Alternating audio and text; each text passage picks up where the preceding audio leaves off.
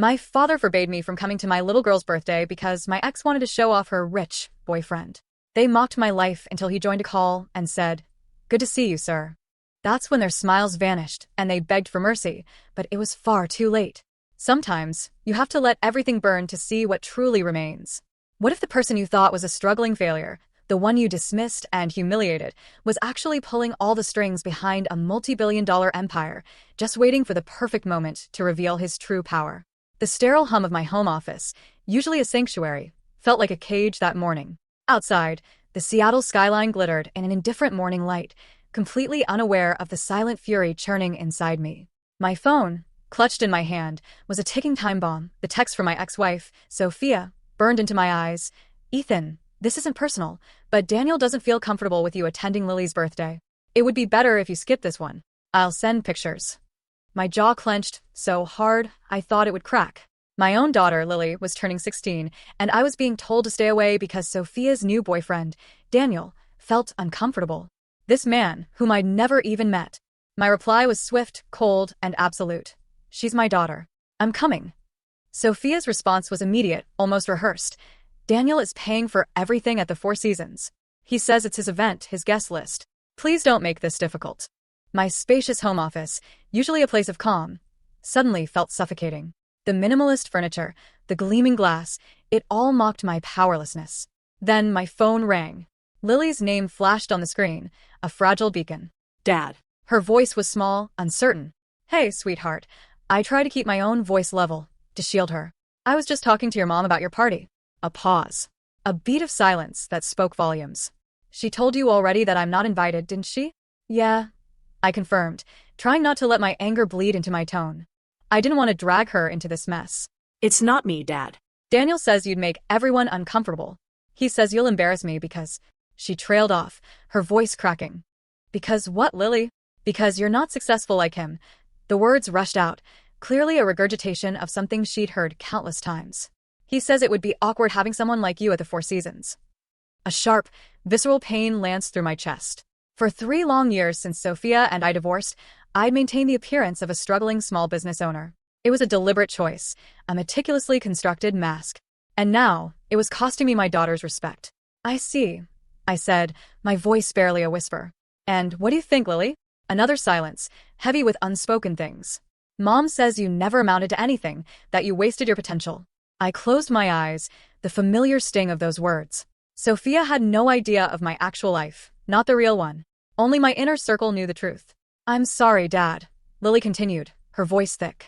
"Daniel bought me a car for my birthday. He says I shouldn't waste time with losers." "And you believe that?" I asked, a desperate hope clinging to my words. "I don't know what to believe anymore," she confessed, her voice cracking again. "I gotta go. Mom's calling me." The call ended. I put down my phone and stared at my reflection in the dark computer screen. At 42, I still cut an imposing figure. 6 feet 2 inches, broad shoulders, the physique of a man who never missed a morning workout. My dark hair was just beginning to gray at the temples, giving me what my business associates called a distinguished look. 3 years ago, when Sophia left me, taking 13-year-old Lily with her, she thought she was leaving a failing businessman. She had no idea that my apparent struggles were a calculated move, a smokescreen. I had secretly built Thorn Innovations into a tech empire valued at over $2 billion. Only a select few knew that the modest Ethan Hayes Consulting was merely a front for my vast holdings. My real wealth, my true power, remained hidden behind shell companies and discreet investments. It was a protective measure I'd started during our marriage, a response to Sophia's growing materialism. My intercom buzzed. "Mr. Hayes, your Gus is here," Chloe, my assistant, announced. I straightened my tie, pushing the hurt down deep, where I kept all my old wounds. "Send him in, Chloe." Gus Miller, a tall man with weather-beaten features, entered.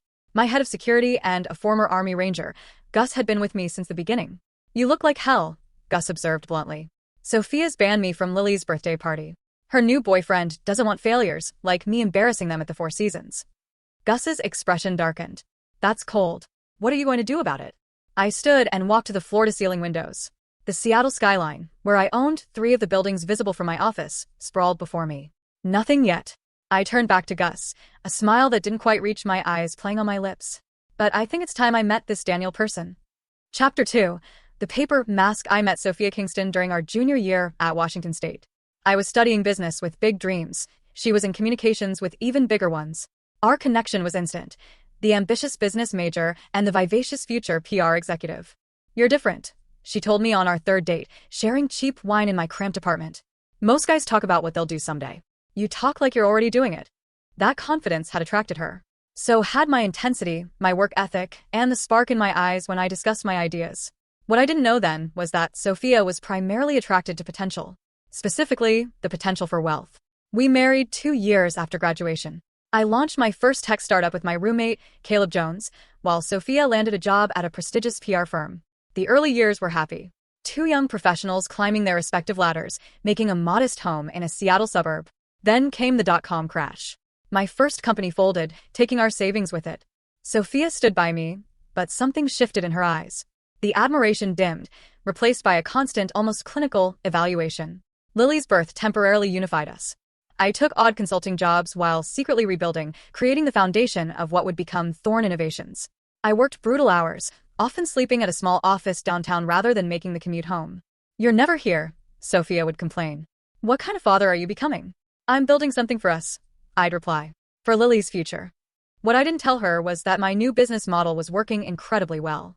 By the time Lily was 5, I had silent ownership in 3 successful tech companies.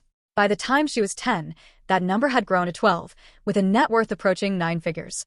But I kept it hidden, disturbed by the changes I observed in Sophia.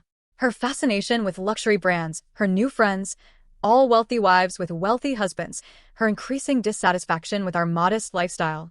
The Mendozas just bought a summer home in the Hamptons, she'd say over dinner, or Carol's husband took her to Paris for their anniversary. I created a paper mask, the struggling consultant still trying to find his footing. I drove a 3-year-old Audi instead of the Bentley I could afford. Our house was comfortable but not extravagant. I claimed business failures when I was actually orchestrating massive deals through proxies and shell companies. Then came the final straw. When Lily was 13, Sophia came home from a charity gala she'd attended alone. I met someone tonight, she announced, standing in our bedroom doorway while I reviewed contracts. His name is Daniel Holloway. He owns Holloway Development Group. I looked up, recognizing the name of a mid-sized property development company specializing in high-end commercial real estate.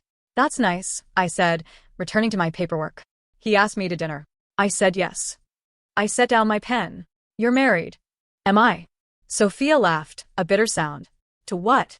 A man who's never here? Who can't give his family the life they deserve? Who's going nowhere while all our friends succeed? I provide for us, I said quietly. You provide mediocrity, she snapped. I'm tired of making excuses for you at parties. Tired of watching other women get the life I deserved. A month later, she moved out, taking Lily. The divorce was brutal but quick. I let her believe what she wanted about my finances, paying a reasonable but not extravagant settlement. Sophia walked away thinking she'd escaped a failed husband, never realizing the fortune she'd left behind. Within 6 months, she was publicly dating Daniel Holloway.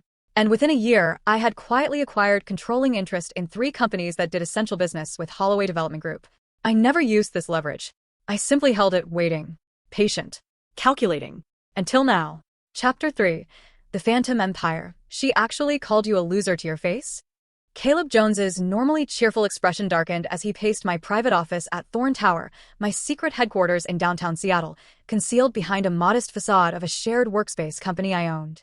Not directly, I replied, swirling the scotch in my glass. But she's been filling Lily's head with it for years. Caleb stopped pacing. At 41, he looked younger than me, with his energetic movements and casual attire, a testament to his role as the public face of our technology ventures while I operated from the shadows. It's been 3 years, man. Maybe it's time to drop the disguise. At least with Lily. I stared out at the view from the 47th floor, my tower, my city. I wanted to see who would stand by me when they thought I had nothing. And now you know, Caleb said softly. I nodded, pain flashing across my features before the mask of control returned. Now I know. My phone buzzed with a text from Chloe. Research on Daniel Holloway complete. Files uploaded to your secure server. Let's see what we're dealing with, I murmured, opening my laptop. The file was comprehensive. Daniel Holloway, 45, CEO of Holloway Development Group, divorced twice before meeting Sophia. No children. Company valued at approximately $75 million, substantial, but a fraction of Thorn Innovations' worth. Known for flashy developments, celebrity connections, and aggressive business tactics.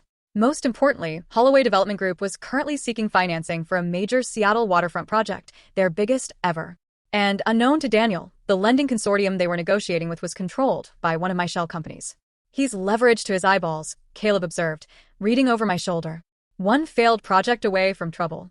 I stared at a photo of Daniel, tall, tanned, with two perfect veneered teeth and the smug expression of a man who never faced real consequences. And there's more, Caleb continued. Holloway Development just put in a bid to acquire the Westlake Center property. Guess who owns the holding company that controls it? I smiled thinly. That would be me. This guy has no idea he's been swimming in your pond. No, I said quietly. He doesn't. My phone rang. Lily again. I put it on speaker. Dad. Her voice was hushed, as if she was hiding somewhere. I'm sorry about earlier. Daniel and Mom were right there. It's okay, sweetheart, I said, softening my tone. What's going on? Mom said I can at least video call you during the party on Saturday. She paused. I want you there, Dad. I don't care what Daniel says. I exchanged a glance with Caleb. I want to be there too, Lily. We'll figure something out. After we hung up, Caleb raised an eyebrow. Video call. That could be interesting. Very interesting, I agreed, my mind already racing. Especially if Daniel happens to be in frame when I answer.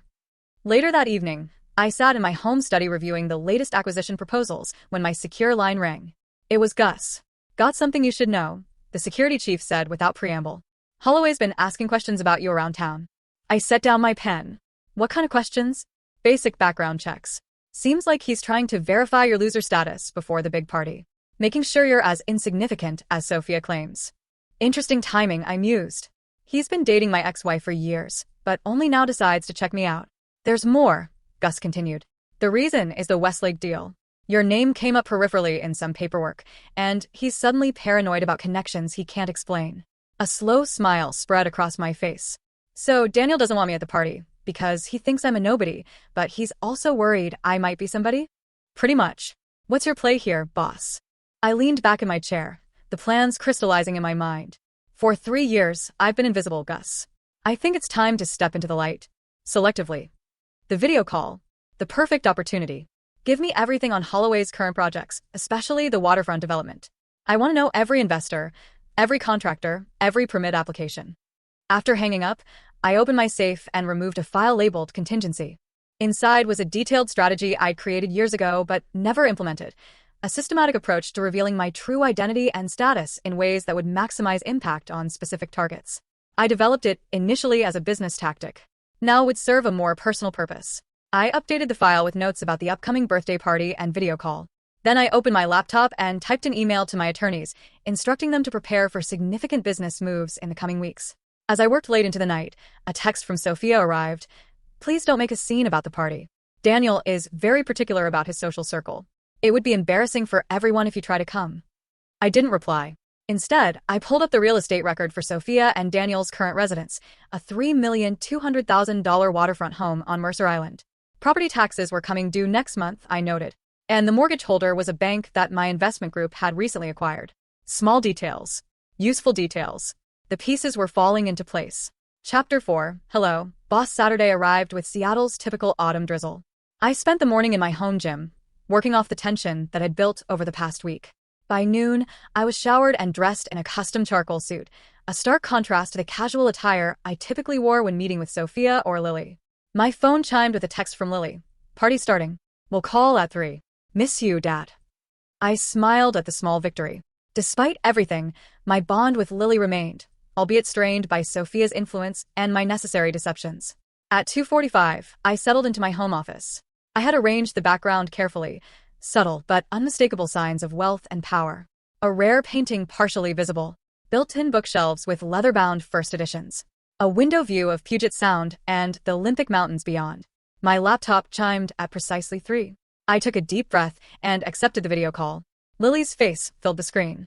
She was in the venue's restroom, her carefully styled hair and makeup indicating Sophia's influence. Dad, happy not being at my birthday, she attempted to joke. Happy birthday, sweetheart, I replied warmly. You look beautiful. Thanks, she said, her smile faltering. I wish you were here. Me, too. How's the party? Boring. Mom invited all these people I barely know. Daniel's business associates and their kids. They're all out there networking while pretending to celebrate me turning 16. I nodded sympathetically. I'm sorry, Lily. That's not right. She shrugged.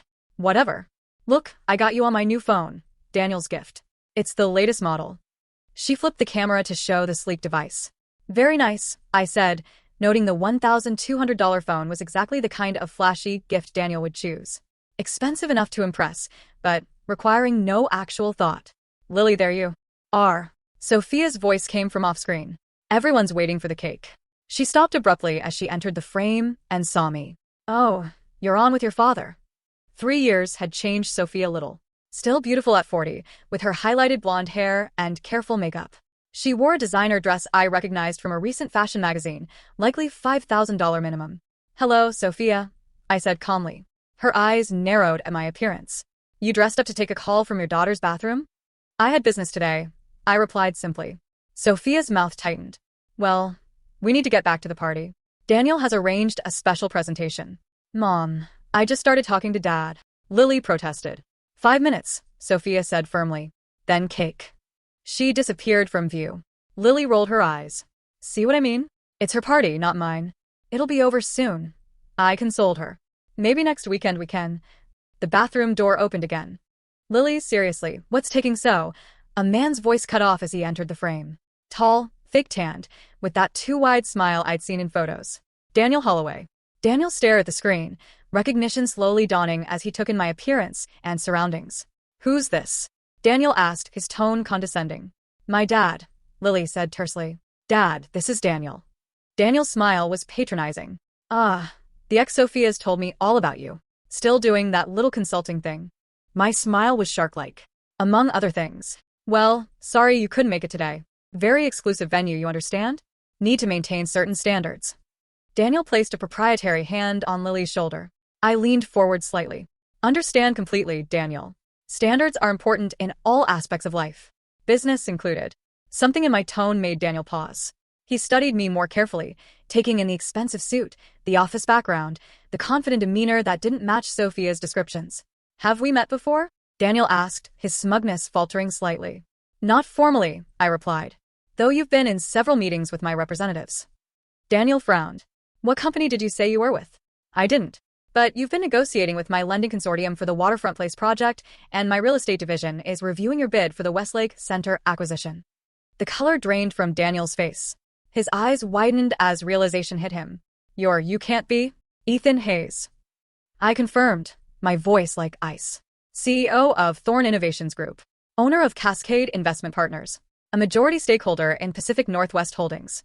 Daniel's mouth opened and closed several times before he managed to speak. But that's impossible. Thorn Innovations is worth billions. He turned to Lily. Your mother said he was a failed businessman. Lily looked between Daniel and the screen, confusion evident. Dad, what's going on? Before I could respond, Daniel blurted out. Hello, boss. I had no idea.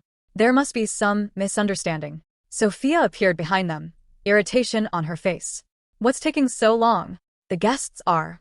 She stopped when she saw Daniel's expression. What's wrong? Daniel grabbed the phone, angling it so Sophia could see me clearly.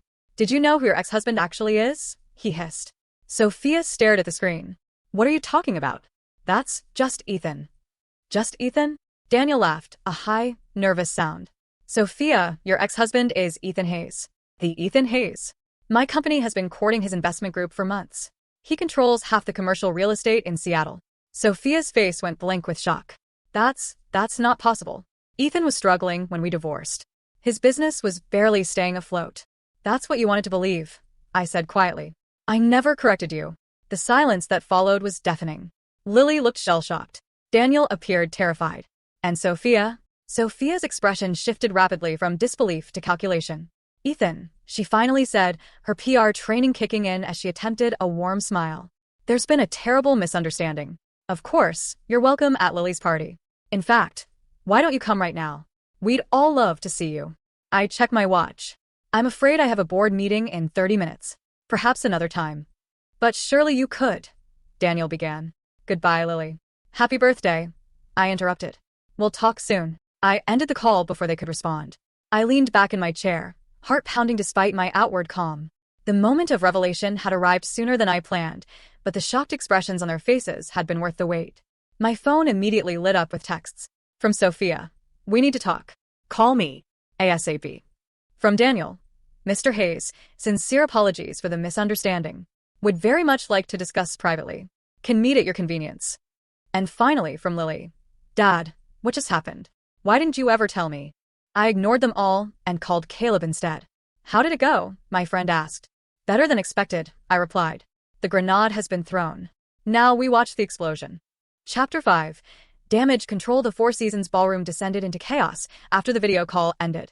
16-year-old Lily sat stunned on a bathroom couch while Sophia paced frantically before her. This is insane, Sophia muttered. It can't be true. He was struggling when we split. The settlement was modest. He drove a sensible car. We lived in a normal house. Well, he's not struggling now. Daniel snapped, his normally perfect hair disheveled from running his hands through it repeatedly. Do you have any idea what this means? My entire waterfront development hinges on financing from his company. Sophia rounded on him. This is your fault.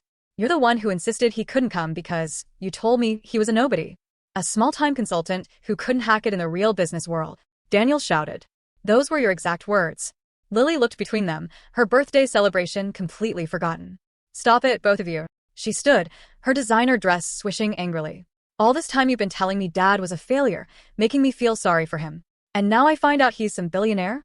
We don't know that he's a billionaire, Sophia said weakly. Thorne Innovations is valued at over $2 billion. Daniel countered, checking his phone frantically. I just looked it up. How did I not connect the names before? Ethan Hayes Consulting, Thorne Innovations. God, I'm an idiot. Outside the bathroom, the party guests murmured in confusion.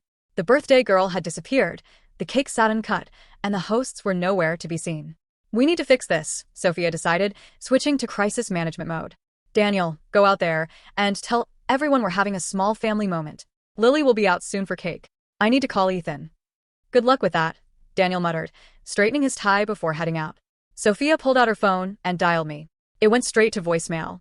She tried again with the same result, then sent another text. Ethan, please call me. We need to talk about Lily. Lily watched her mother with new eyes. You left him because you thought he wasn't successful enough. It wasn't a question. Sophia's perfectly manicured hand trembled slightly. It was more complicated than that, honey. Was it? Lily's voice was hollow. Because I remember when you started seeing Daniel, you kept talking about his house, his cars, his connections. You never talked like that about Dad. Your father and I had issues long before. Save it, Lily interrupted, standing up. I'm going home. Home? Lily, this is your birthday party. There are 50 people out there. Your friends? Daniel's business contacts, not mine. Lily grabbed her purse. I'm calling an Uber. Don't be ridiculous. We'll talk about this later. Sophia grabbed her daughter's arm. Lily pulled away. Like we talked about banning Dad from my party? Or how about all those times you told me not to expect much from him for birthdays and Christmas because he simply can't afford it? Sophia flinched. I was trying to manage your expectations. Well, consider my expectations completely unmanaged. Lily stalked out of the bathroom, leaving her mother staring after her. Meanwhile, across town I sat in my office with Caleb and Gus, watching the fallout on multiple screens. One showed my phone with incoming messages. Another displayed the security feed from the Four Seasons lobby, courtesy of the hotel's head of security, a former client who owed me a favor. Look at this, Caleb said, pointing to a financial alert. Holloway Development Group stock just dropped 3% in the last hour. Word must be getting out about the connection. I nodded. Investors are nervous. They're wondering what it means that Holloway has been courting me for financing while simultaneously banning me from a family event. Not a good look, Gus agreed. Corporate world runs on relationships. Holloway just publicly insulted one of the most powerful men in Seattle. My private line rang. A number few people possessed. I checked the ID. Isabel West, my former sister-in-law, and Sophia's younger sister. Isabel, I answered.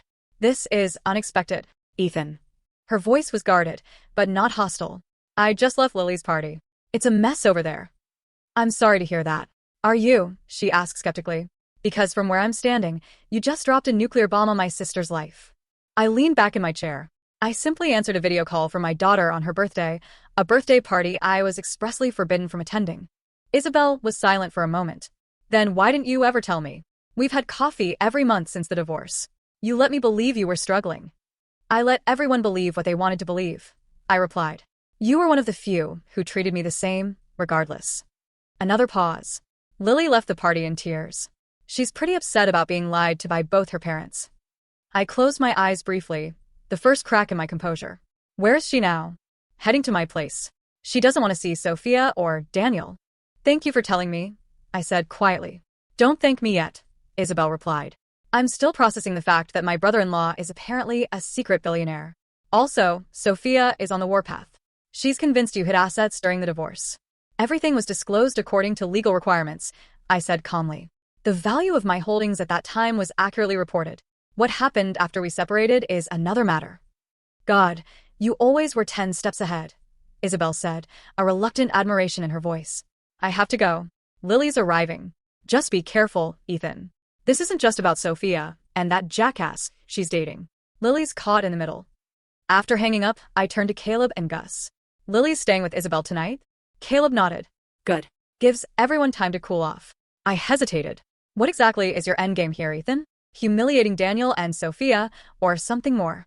My expression hardened. They need to understand the consequences of their actions. All of them. Even Lily. Lily, Caleb asked quietly. Lily will learn a valuable lesson about judgment and loyalty, I replied. Sometimes the truth hurts before it heals. My phone buzzed with another text from Daniel. Mr. Hayes, I've been trying to reach you. The Waterfront Place presentation is Monday. Please don't let personal matters affect our professional relationship. I had no idea of your connection to Sophia when we began discussions. I showed the message to Caleb, who laughed. That's a lie. He's been with Sophia for years. Of course it's a lie, I agreed. And Monday's presentation is about to become very interesting. I picked up my phone and called my executive assistant. Chloe, contact the board. I'll be personally attending the Holloway development presentation on Monday. An hour later, my security team reported that Sophia had arrived at my building, demanding to see me. I instructed the lobby security to send her up. No point delaying the inevitable confrontation. When Sophia stormed into my office, she stopped short at the sight of the expansive space with its panoramic views and expensive furnishings. How long? She demanded without preamble. How long have you been living like this while I thought you were barely getting by? I dismissed Caleb and Gus with a nod before turning to my ex-wife. Would you like a drink? You seem upset. Upset? You've been lying to me. To our daughter. For years. I never lied. I corrected. I simply allowed you to believe what you wanted to believe. You decided I was a failure and left. I didn't correct your assumption. Sophia paced the office, taking in the evidence of my success. This is crazy. You were struggling when we were together. Your business was barely breaking even. The business you saw was barely breaking even. I agreed. The others were quite profitable. Others? Sophia stopped pacing. What others? I gestured to a wall displaying framed corporate logos. Dozens of them. All subsidiaries of Thorne Innovations. I kept my real work compartmentalized. Only a few trusted people knew the full extent of my operations. Why? Sophia's voice cracked. Why would you hide this from me? I was your wife. You were. I acknowledged, my tone cooling. A wife who measured her husband's worth by his bank account rather than his character. A wife who left when she thought she'd found someone more successful. Sophia flinched. That's not fair. Our marriage had problems. Yes, it did. I interrupted. And instead of working through them, you jumped ship to the first flashy alternative that came along. How's that working out for you now, Sophia? Now that you know Daniel isn't the biggest fish in the pond after all? Sophia's expression shifted, anger giving way to calculation. She moved closer, her voice softening. Ethan, we should talk about this rationally. For Lily's sake. She's confused and hurt. As she should be. She's been taught to disrespect her father based on lies. Not lies. Sophia protested. Misunderstandings. We can fix this. Maybe we all need a fresh start. I laughed. The sound devoid of humor. A fresh start? Is that what this is about? Now that you know what I'm really worth, you're reconsidering your options? Sophia's face flushed. That's cruel. I'm thinking about our daughter. No, you're thinking about yourself. You always have. I stood, signaling the end of the conversation. Go back to Daniel, Sophia. Explain to him how you've sabotaged his business by turning his potential biggest investor against him. I'm sure he'll be very understanding. Ethan, please. We're done here, I said, pressing the intercom. Chloe, please show Miss Kingston out. As Sophia left, fury and fear warring in her expression, I returned to the window, gazing out at my city. Phase 1 was complete. The revelation had landed with maximum impact. Now it was time for Phase 2. Chapter 6. The Iron Fist. Monday morning arrived with dark clouds and a sense of impending doom at Holloway Development Group headquarters. Daniel Holloway had barely slept all weekend, alternating between desperate attempts to reach Ethan Hayes and frantic meetings with his executive team. The Waterfront Place project was Holloway's most ambitious development to date, a $120 million mixed-use complex that would either cement his legacy or destroy his company. And the primary financing, a $75 million package he'd spent months negotiating, came through Cascade Investment Partners, Ethan Hayes' company. He's going to pull the funding, Daniel muttered, pacing his office while his CFO, Mark Adams, watched with increasing concern. We don't know that, Mark countered, though his tone lacked conviction. The deal makes financial sense regardless of personal issues. Daniel rounded on him. I banned a man from his daughter's birthday party. Called him a loser to his face. Technically, you didn't know it was him, Mark offered weakly. That makes it worse. Daniel collapsed into his chair.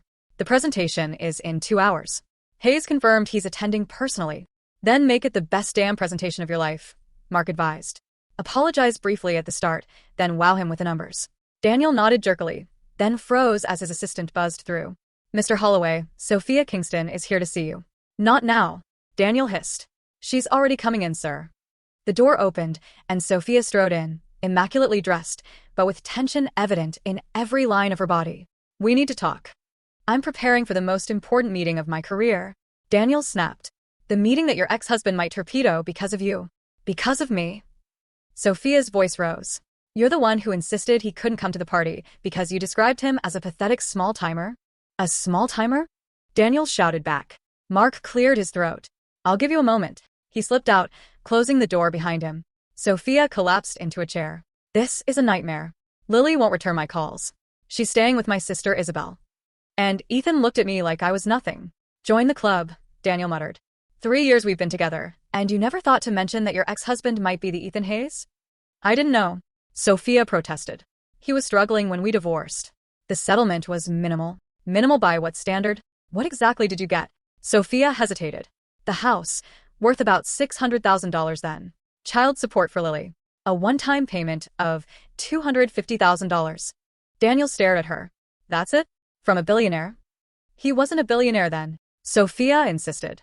At least I didn't think he was. Or maybe, Daniel said slowly, he was already successful and hid it from you. And you were too self-absorbed to notice. Sophia's face hardened. That's unfair. Is it? Daniel stood straightening his tie.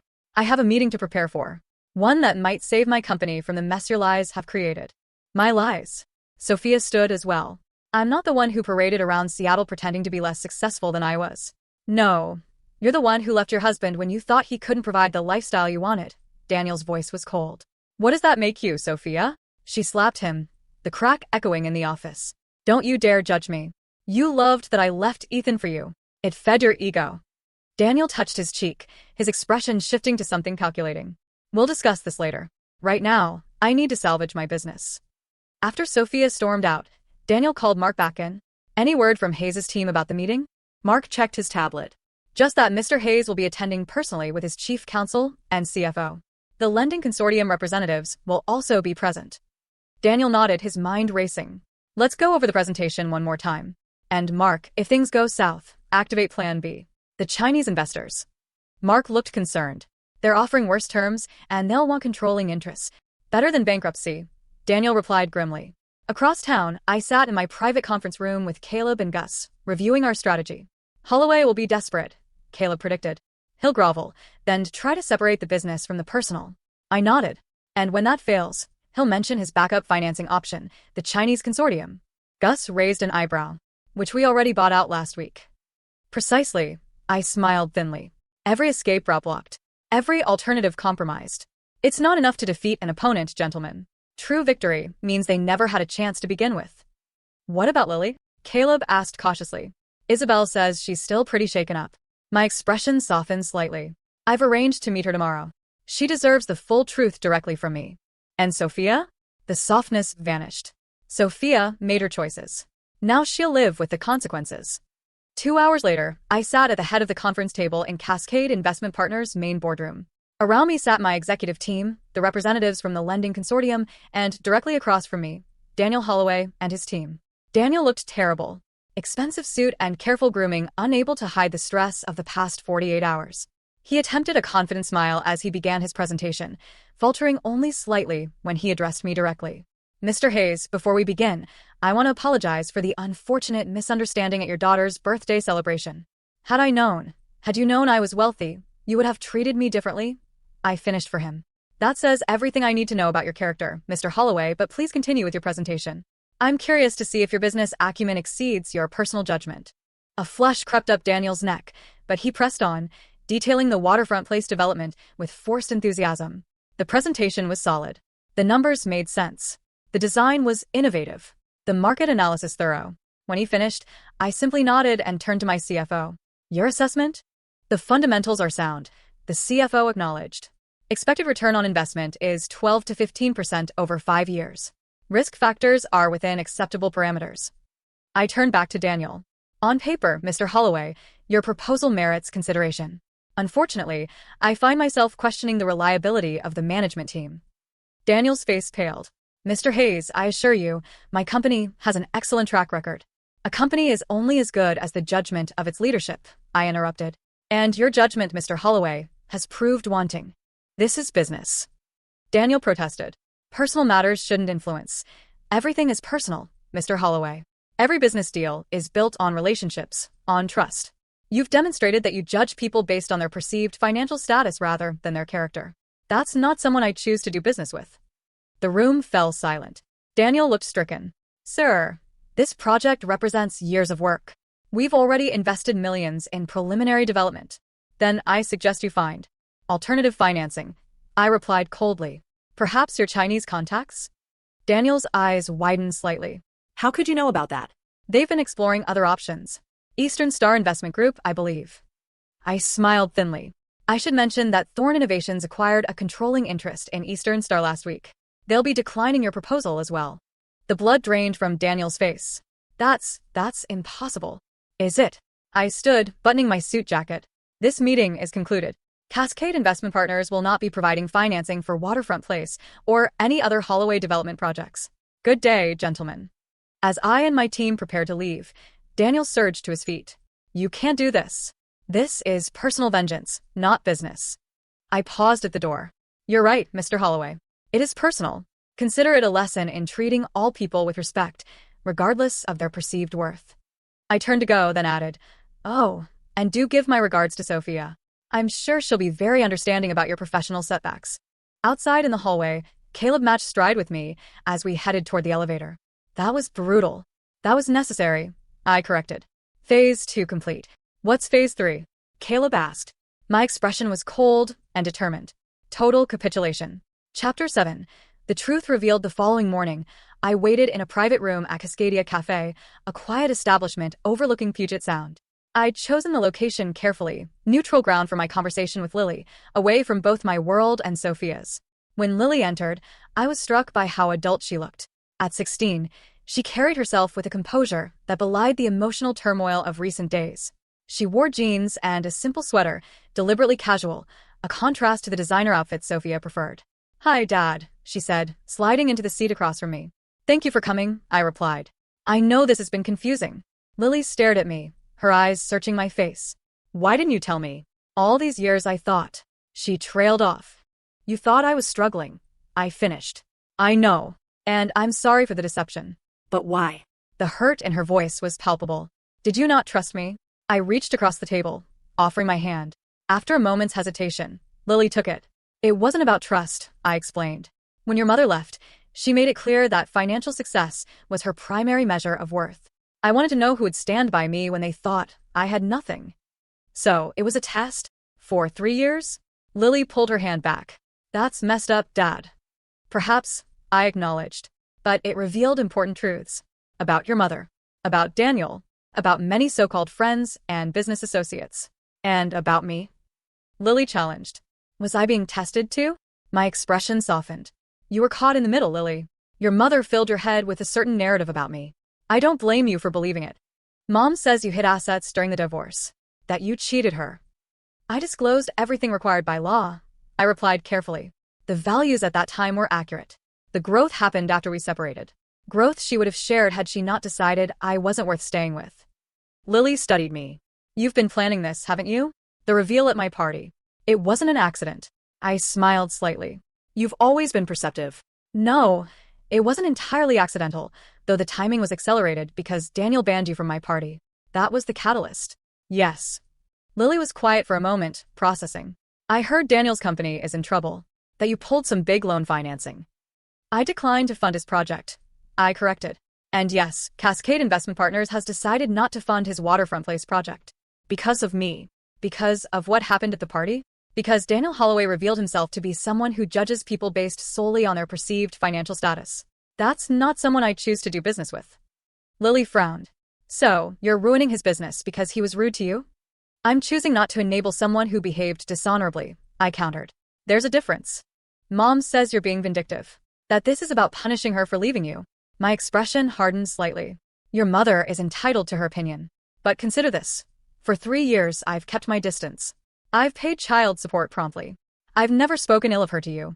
It was only when I was explicitly excluded from your birthday, when Daniel decided I wasn't worthy of attending my own daughter's celebration, that I revealed the truth. Lily sighed heavily. Everything's such a mess now. Mom and Daniel are fighting constantly. She's staying at a hotel, and I'm still with Isabel, because I don't want to deal with any of it. I'm sorry you're caught in the middle, I said sincerely. That was never my intention. What was your intention, Dad? Lily asked directly. What do you want out of all this? I considered my answer carefully. Justice, I finally said. Recognition of the truth. And consequences for those who betrayed trust, including me. Lily's voice was small. You didn't betray me. No, Lily, I assured her. You were a child, influenced by the adults around you. But now you're old enough to see the truth for yourself. Our conversation was interrupted by a commotion at the cafe entrance. Sophia's voice carried across the room. I know they're here. I need to speak with them immediately. Lily closed her eyes briefly. Great. She tracked me down. My phone buzzed with a text from Gus, positioned discreetly near the entrance. Sophia causing a scene. Want me to intervene? I texted back. Let her through. Moments later, Sophia stormed to our table, eyes wild with anger and fear. How dare you meet with our daughter without telling me? I'm 16, Mom, Lily pointed out. I can have coffee with my father without permission. Not when he's manipulating you against me. Sophia turned to me. First, you sabotage my relationship, then you destroy Daniel's business. Now you're turning my daughter against me. You've done that yourself, I replied calmly. Please sit down. You're making a scene. Sophia remained standing. Daniel's investors are pulling out. The bank is calling in loans. You did this, didn't you? I merely declined to finance his project, I said. If others are following suit, perhaps they share my concerns about his business judgment. This isn't about business judgment. Sophia hissed. This is revenge. Mom, seriously? Sit down or leave. Lily said firmly. You're embarrassing yourself. Sophia stared at her daughter, then slowly sank into a chair. You don't understand what he's doing, Lily. This is calculated destruction. I understand more than you think, Lily replied. I understand that you left Dad because you thought he wasn't successful enough. I understand that you've been telling me he's a failure for years. And I understand that the moment you found out he's actually rich, you started having second thoughts about Daniel. Sophia flinched. That's not true. Isn't it? Lily challenged. And Isabel told me you've been talking about how you and Dad might reconnect for my sake. I raised an eyebrow. Have you, Sophia? How pragmatic of you. Sophia flushed, then rallied. You've been lying to everyone for years, Ethan. Living this double life. How is that any better than what you accuse me of? I never lied. I corrected. I simply allowed people to see what they expected to see. Those who valued me, regardless of my perceived financial status, they knew the truth. Isabel, Caleb, Gus, people who saw my character, not my bank account. And now you're what? Taking revenge on everyone who didn't pass your sick little test. Sophia demanded. I'm allowing natural consequences to unfold, I replied. Nothing more. Sophia laughed bitterly. Natural consequences? You're deliberately destroying Daniel's company. I declined to invest in it, I corrected. If his company cannot survive without my investment, that speaks to fundamental weaknesses in his business model. Stop it, both of you, Lily interrupted. This isn't accomplishing anything. She stood. I'm going back to Isabel's. I need space from both of you right now. As Lily walked away, Sophia turned to me, her voice low with fury. This isn't over. You think you've won, but you haven't. I met her gaze steadily. It was never about winning, Sophia. It was about truth. And the truth is that you valued wealth over loyalty, appearance over substance. You taught our daughter to do the same. That ends now. Is that a threat? A promise, I replied. Phase 3 begins tomorrow. I suggest you prepare yourself. Sophia's eyes widened slightly. What does that mean? But I was already standing, dropping cash on the table for the untouched coffee. Goodbye, Sophia. Give my regards to Daniel. As I walked away, my phone buzzed with a text from Caleb. Chinese investors pulled out officially. Holloway stock down 27% today. Board calling emergency meeting tonight. I smiled thinly. Everything was proceeding according to plan. Chapter 8. The fall the emergency board meeting at Holloway Development Group lasted until 2 a.m. By morning, business news channels were reporting that Daniel Holloway had been voted out as CEO by his own board of directors. The company's stock had plummeted 40% in 2 days, with major projects stalled and investors fleeing. I watched the coverage from my office, my expression impassive as financial analysts dissected Holloway's downfall. Sources close to the company suggest the collapse of financing for the Waterfront Place project triggered a cascade of failures, the CNBC reporter explained. Major investor Ethan Hayes of Thorne Innovations Group withdrew support unexpectedly, prompting other backers to reconsider their positions. Caleb entered with coffee, nodding toward the screen. They're calling it the Holloway implosion. Fastest corporate downfall in Seattle since the dot-com crash. Any word on Daniel himself? I asked. Holed up at his lake house. Not taking calls. Caleb hesitated. Sophia's been trying to reach you. 11 messages since last night. I nodded. And Lily is still with Isabel? She's watching all this unfold from a distance. The intercom buzzed. Mr. Hayes, the Holloway Development Group board is on line 1. They're requesting an urgent meeting. I exchanged a glance with Caleb. Right on schedule. Put them through. The board chairman's voice was tense. Mr. Hayes, in light of recent changes in leadership, we were hoping to discuss the possibility of reviving discussions about the Waterfront Place financing. I see, I replied coolly. And what assurances can you provide that the new management will demonstrate better judgment than Mr. Holloway? We've appointed Arthur Jenkins as interim CEO. He's eager to meet with you personally to discuss a path forward. Very well. 3 o'clock today in my office. After hanging up, I turned to Caleb. Arthur Jenkins was Holloway's CFO, correct? Caleb nodded. Been with the company 15 years. Respected in the industry. No personal connection to your situation with Sophia or Daniel. Perfect, I murmured. Phase 3 proceeds. Throughout the day, I monitored the fallout. Daniel's ouster dominated local business news. Financial analysts dissected Holloway Development's precarious position. Social media buzzed with rumors about the connection between me, Daniel, and Sophia. At 1:30, Sophia arrived unannounced at Thorne Tower, demanding to see me. Security called up for instructions. Send her to conference room B, I directed. I'll meet her there. When I entered the conference room, Sophia was pacing frantically. She looked disheveled, her usual perfect appearance fraying at the edges. You've destroyed him, she accused without preamble. The board fired Daniel. The bank is foreclosing on our house. His assets are frozen. I sat calmly. I've done nothing illegal or unethical. I declined to finance a project led by someone whose judgment I couldn't trust. Others made their own decisions. This is vindictive, Sophia cried. You're punishing him. Punishing us because I left you. No, Sophia, I corrected. I'm allowing natural consequences to unfold. Daniel built his business on appearances and connections rather than solid fundamentals. One setback shouldn't cause a complete collapse unless the foundation was already weak. What do you want? Sophia demanded. Money? An apology? Tell me what will make this stop. I studied her with clinical detachment. There is nothing you can offer that would interest me, Sophia. Not anymore. What about Lily? Sophia tried a different angle. She's watching her mother's life implode. Is that what you want for your daughter? Lily is watching the consequences of poor choices, I replied. It's an important lesson. Sophia collapsed into a chair, the fight suddenly leaving her. I didn't know, Ethan. I truly didn't know you were successful when I left. Would it have made a difference? I asked quietly. If you'd known I was wealthy, would you have stayed? Sophia opened her mouth, then closed it again, unable to answer. That's what I thought, I said. You didn't leave because our marriage had problems, Sophia. You left because you thought you found a more profitable alternative. And now that alternative has proven disappointing. So this is my punishment, Sophia whispered. Financial ruin. Public humiliation. This is reality, I corrected. Reality, without the cushion of my protection. You chose this path, Sophia. Now you get to walk it. I have nothing left, she said, her voice breaking. Daniel is blaming me for everything. We're losing the house. My friends won't return my calls. You have exactly what you had when you left me, I pointed out. The settlement was fair. The house I bought you is paid for. You have skills and education. What you don't have is the lifestyle that Daniel's money provided. Money he didn't actually have, as it turns out. Sophia stared at me, a dawning realization in her eyes. You're not going to help me, are you? No matter what I say or do. No, I confirmed. I'm not. Not even for Lily's sake. Lily is nearly an adult. She'll always have my support.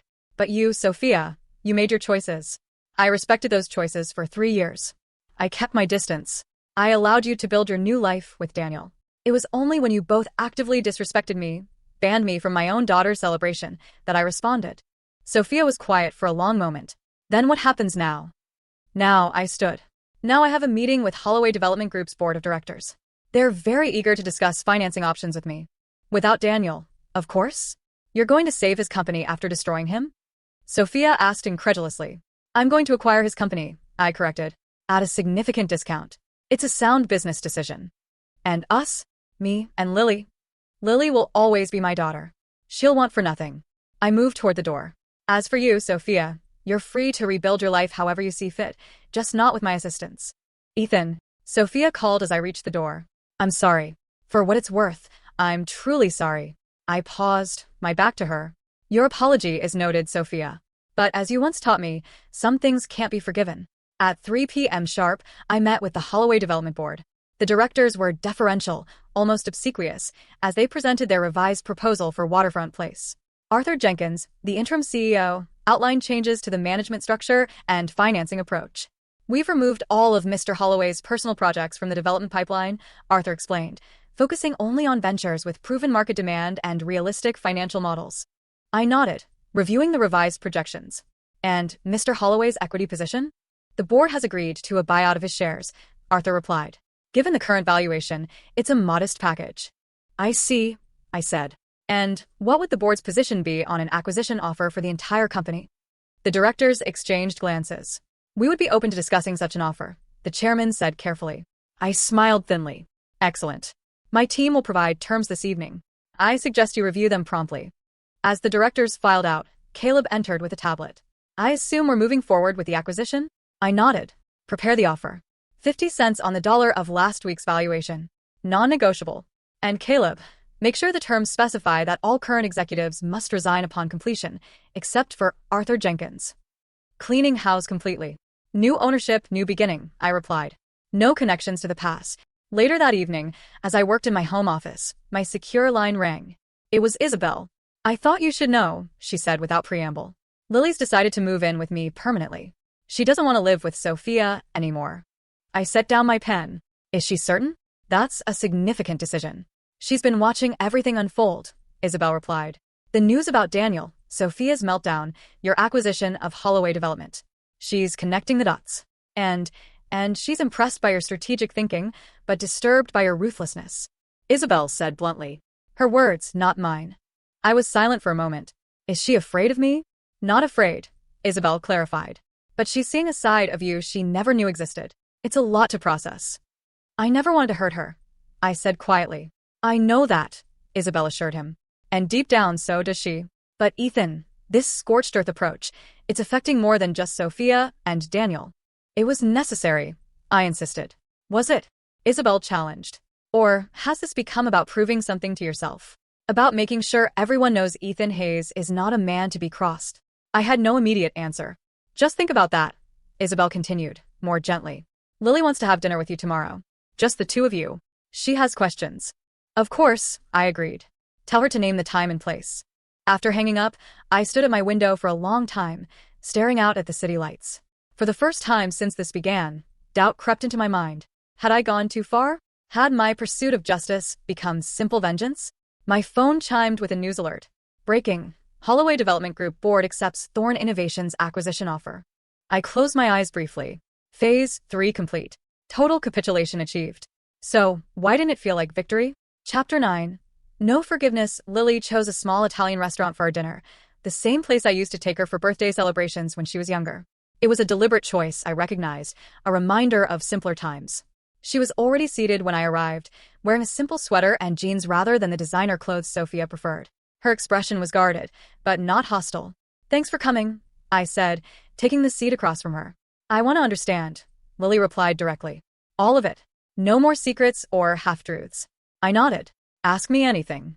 When did you actually become successful? Before or after Mom left? Both, I answered. I was already building something substantial while we were married, but I kept it compartmentalized. The real growth happened after the divorce. Why hide it? From her? From everyone? I considered my answer carefully. I saw how wealth changed people around me. Friends became sycophants. Business associates became opportunists. Your mother became increasingly focused on appearances and status. So you tested her? Lily's tone was neutral. In a way, I acknowledged. I wanted to know if she loved me or the lifestyle she thought I could provide. And she failed the test. She made her choice, I said simply. Lily was quiet for a moment, turning her water glass slowly. The company you just bought. Daniel's company. What happens to it now? It becomes a subsidiary of Thorne Innovations. We'll complete the viable projects, wind down the others. The good employees will keep their jobs. The name will change. And Daniel himself? He's out completely. The acquisition terms excluded him from any ongoing role or benefit. Lily nodded, processing this. And Mom? That's between her and Daniel, I replied. My understanding is that their relationship has deteriorated. That's one way to put it, Lily said with a hint of bitterness. She called me crying every day. Their house is in foreclosure. Her friends have abandoned her. It's like watching someone's life implode in real time. I studied my daughter carefully. Does that bother you? Of course, it bothers me. Lily's composure cracked slightly. She's still my mother, Dad. No matter what she did to you. I haven't done anything to her directly, I pointed out. I simply stopped protecting her from the consequences of her choices. By systematically destroying her boyfriend's life and company. By declining to do business with someone who demonstrated poor character and judgment, I corrected. Everything else followed naturally. Lily looked at me intently. This wasn't just business, Dad. Be honest with me. This was personal. I met her gaze. Yes, I admitted. It was personal. When Daniel banned me from your birthday, it crossed a line. Not because of my ego, but because he tried to sever my connection to you, my daughter. That I could not forgive. And Mom, can you forgive her? I was silent for a long moment. No, I finally said. I can't. Even if she's truly sorry, even if she's learned her lesson, some betrayals run too deep. I replied quietly. Some choices have permanent consequences. Lily looked down at her untouched meal. She wants to meet with you, to apologize properly. She thinks if you just talk. It won't change anything, I interrupted gently. I don't hate your mother, Lily. I don't wish her ill. But I don't forgive her either, and I never will. That seems harsh. It's honest, I countered. Would you prefer I pretend forgiveness I don't feel? Lily sighed heavily. I don't know what I want. Everything's changed so fast. 2 weeks ago, I thought my dad was a struggling consultant, and my mom was happily dating a successful developer. Now you see the reality behind the facade, I finished. It's not easy, I know. What about Daniel? Lily asked. He came to Isabel's yesterday looking for Mom. He was broken, Dad. Literally begging for help and nothing. And Isabel sent him away. Lily studied my father's face. He might lose everything. His reputation, his career, his home. Does that satisfy you? My expression remained calm. It's not about satisfaction, Lily. It's about justice. Justice or revenge? Perhaps both, I admitted. Daniel chose to judge me based solely on my perceived financial status. He treated me with contempt when he thought I was beneath him. Now he learns what true power actually looks like. Lily was quiet for a long time. You know, Mom always said you were cold when it came to business. That underneath the charm was something unyielding. I never believed her until now. I didn't flinch from her assessment. In business, as in life, clarity is essential. Daniel and your mother made their choices with clear eyes. Now they face the consequences with equal clarity. And me? Lily asked quietly. What are the consequences for me? For believing what Mom told me about you? I reached across the table, taking her hand. You were a child, caught between warring parents. There are no consequences for you, Lily. Only a father who loves you unconditionally. Even though I didn't always treat you with respect? Tears shimmered in her eyes. Even though I believed you were a failure? Even then, I assured her. Always. Lily wiped her eyes. I want to understand you better, Dad. The real you. Not the version Mom described, or the version you pretended to be. I smiled slightly. I'd like that. But I need you to understand something, too, Lily continued, her voice strengthening. I can't just abandon Mom, no matter what she did to you. She's still my mother. I would never ask you to choose, I said sincerely. Your relationship with your mother is yours to define, not mine. Lily nodded, relief evident in her expression. There's something else. Daniel came to Mom's hotel this morning. She hesitated. What happened? My voice sharpened. Nothing violent, Lily assured him. But he blamed her for everything. Said she ruined his life by lying about you. It was ugly, Dad. Really ugly. He called her terrible things. My expression hardened. Did he threaten her? Not physically, but he said he'd make sure she suffered like he was suffering. Lily looked troubled. I've never seen someone so broken and angry at the same time. I made a mental note to have Gus increase security around Sophia's hotel. Whatever my feelings about my ex-wife, I wouldn't allow her to be threatened. Daniel will leave Seattle soon, I predicted. There's nothing left for him here. His reputation in the business community is finished. Because you made sure of it, Lily observed. Because he made choices that led to this outcome, I corrected. I simply revealed the truth. The rest happened naturally. Our dinner concluded with tentative plans for the future. Lily would continue living with Isabel for now, but would spend weekends with me. We would rebuild our relationship on honest ground, one step at a time. As I walked her to Isabel's car, Lily paused. One last question, Dad. Was it worth it? All of this? I considered the question carefully. Ask me again in a year, I finally said. When the dust has settled, and we can see clearly what remains. Lily nodded, then hugged me. The first genuine embrace we'd shared in years. Good night, Dad. Good night, sweetheart. As I watched the car pull away, my phone rang. It was Caleb. It's done, my friend reported.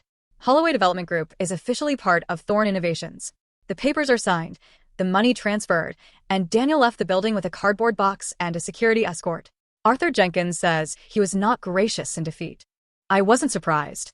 Have you arranged additional security for Sophia? Daniel may redirect his anger toward her. Already done, Caleb assured me. Also, the Seattle Business Journal wants an interview about the acquisition. Your call if you want to go public now or maintain the low profile. I considered the question. Schedule the interview. It's time to step out of the shadows. On my terms. 3 days later, I sat in my office reviewing the final acquisition documents when Chloe buzzed through. Mr. Hayes, Sophia Kingston is here. She doesn't have an appointment, but she's quite insistent. I sighed. Send her up. When Sophia entered, I barely recognized her. Gone was the polished, confident woman who had dominated Seattle's social scene. In her place stood someone diminished. Designer clothes replaced by simple attire, perfect makeup absent, eyes shadowed by sleepless nights. Thank you for seeing me, she said quietly, remaining standing even when I gestured to a chair. What can I do for you, Sophia? Nothing, she admitted. That's not why I'm here. I came to apologize. Properly. I waited, my expression neutral. I made terrible choices, Sophia continued. I judged you based on wealth rather than character. I taught our daughter to do the same. I left when I thought you couldn't give me the lifestyle I wanted. She paused, gathering herself. I was wrong, Ethan. Deeply, unforgivably wrong. Yes, I agreed calmly. You were. Sophia flinched slightly at my direct agreement, but pressed on. I don't expect forgiveness. I don't deserve it. But I wanted you to know that I understand now what I threw away. Who you really are. And who am I, Sophia? I asked, curious despite myself. Someone who never forgot. Never forgave. She met my gaze directly. Someone who waited patiently, for years to deliver justice. I didn't deny it. Is that all you came to say? Sophia hesitated. Daniel is gone.